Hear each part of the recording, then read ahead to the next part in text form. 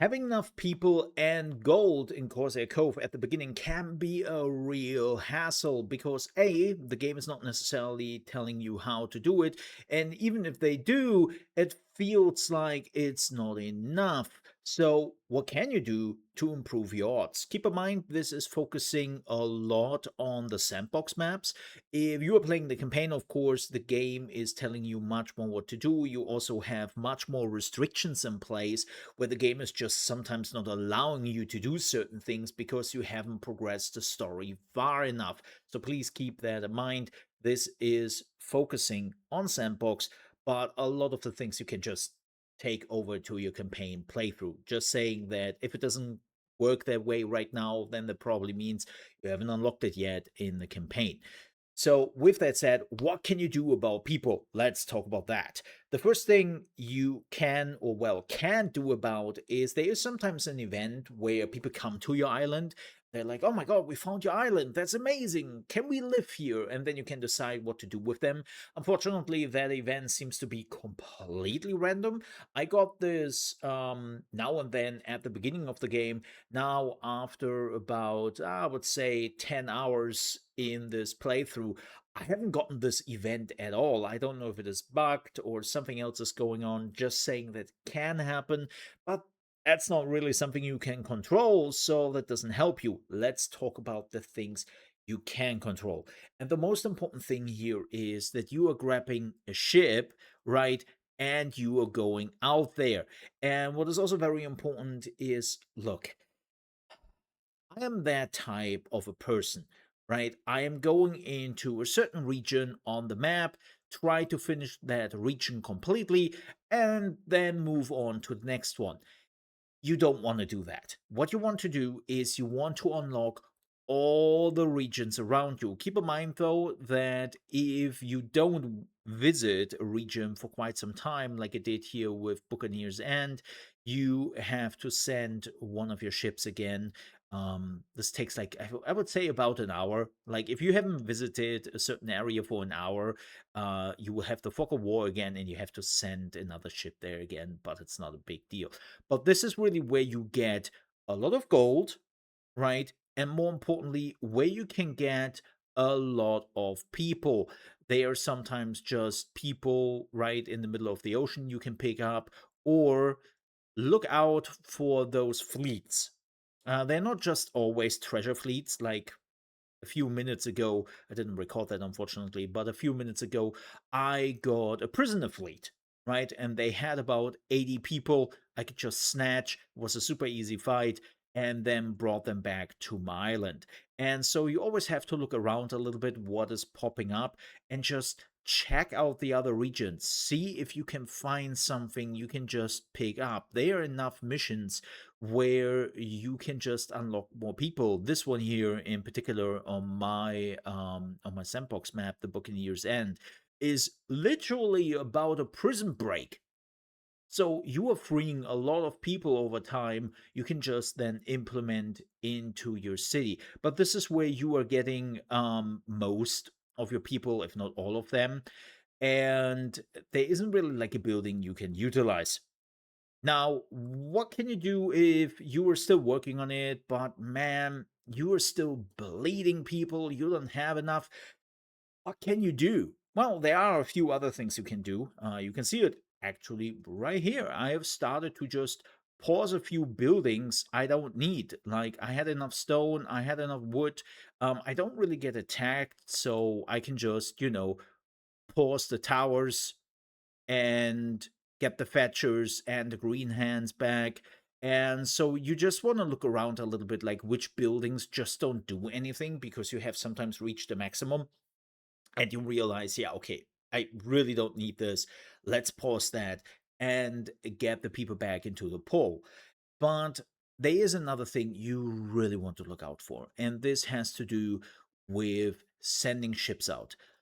Look, I know the game is not necessarily telling you that, or it tells you very briefly, and a lot of people are just glancing over it. But every time you are freshing up your crew on the ship, you are losing those people. You are actually losing them. And that is something which can really eat into your unit pool, right?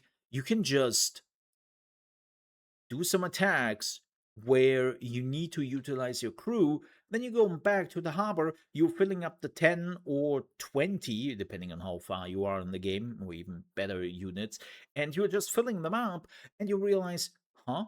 Oh, that's weird. Where did all my people go to? Because those people will actually be taken from your people pool. So whenever you're using an attack in some combat maneuver, which normally takes away crew members of you, you are actually losing people in your city if you try to refill them. And that's not really what you want. So make sure whenever you have like certain missions or combat things that you are not using the crew. You can use everything else. Health, your supplies, you can just refill them. They cost a little bit of wood, they cost a little bit of food and drinks, and that's that. You can easily produce that. But people, they're gone. And this is, I think, what a lot of people at the beginning miss. And so they're burning through their crew attacks. And then after just a few runs with their boat, they have just burned through 60 or even 100 crew people. And then it doesn't really surprise much that you don't have enough people in your city. Now, the next thing we have to talk about is money. How do you make coin? Well, you have already seen it. I've already talked about it, right? Go around the island. You can make so much coin by just the treasures and other missions around you. Like, you will have quite a bit. Okay, yeah, but that's great, Mo, but that's really just like, a one-time income. How do I generate some passive income? How do I generate some money over time, which is kind of infinite? Well, the game is giving you a few options here in the tech tree, right? It's telling you about the gambling den, which is not really making money, but that's a different topic. The crow's nest, whenever you are doing a discovery event, you are gaining 20 coins, and that sounds quite a bit. Till you were checking out the crow's nest and you realize, oh, wait a minute, one crow's nest does take 100 coins in itself. So I have to do at least 5 discoveries to even get even with the money. This is not sustainable. So the best thing you want to get is the trading post. That's the thing you want because that's actually something which can make you money indefinitely. So I have already built a trading post right here. And yes, before you were asking, the trading post does cost 100 coins. So you want to put that aside. And then you want to build a trading post. And then the question is, of course, well, what do I trade? So the problem is that the money you are making from trading post, or at least one trading post, is not that much. You can see it here with 500 stew. I will get 12 gold coins, right? And that's nice.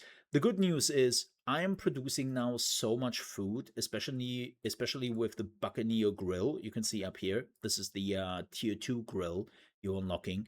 That I can do this every 2 to 3 minutes. I can make about 12 gold. That's not a lot. But think about the possibilities here. I could put down more of the trading posts. I could produce more food. And more importantly, I have to do more testing with the other resources. I've already done some resources which I wanted to try out and see how much money they make, but they are just not worth it. Like, I tried gunpowder because I kind of thought, man, you know what? Gunpowder takes quite a bit to be produced. And so I kind of hoped that when I have enough gunpowder, which I do, I could just start to sell it. Turns out gunpowder still takes far too long to get to the trading post. And yes, it is making more money. There's no question about that. But just a bit. And more importantly, I can make infinite amounts of food. You're not using up any resources for the food. The problem is for gunpowder, well, you do, right? You need to get the stone from the quarry, and you need the guano, which, as you can see here, I've been using up quite a bit to make the gunpowder. So that's a finite resource you are using to make money. So I just decided that, nah, that's not worth it. Let me just create an infinite resource, which doesn't cost me anything, and I can just send that to the trading post, and then every 2 minutes I'm getting 12 gold. And I could just, scale that up if I need to. So try to do that if you need some money. And that kind of helped me to get me through the early game and easily get me into the mid game at some time. And yeah, no real issues here.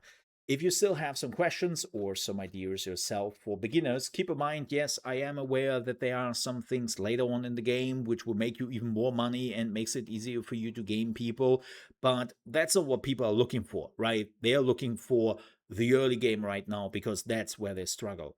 But nonetheless, if you still have some questions or some ideas, let me know down below in the comments. Also, if you enjoyed this video, please leave a like. And also, if you're new to the channel, you love guides, live streams, and other strategy games focused videos, you came to the right place because that's what we are focusing on here on the Mole Under Management channel. And I would appreciate if you might consider to subscribe. With that said, have a good one, folks. Stay safe. Bye bye.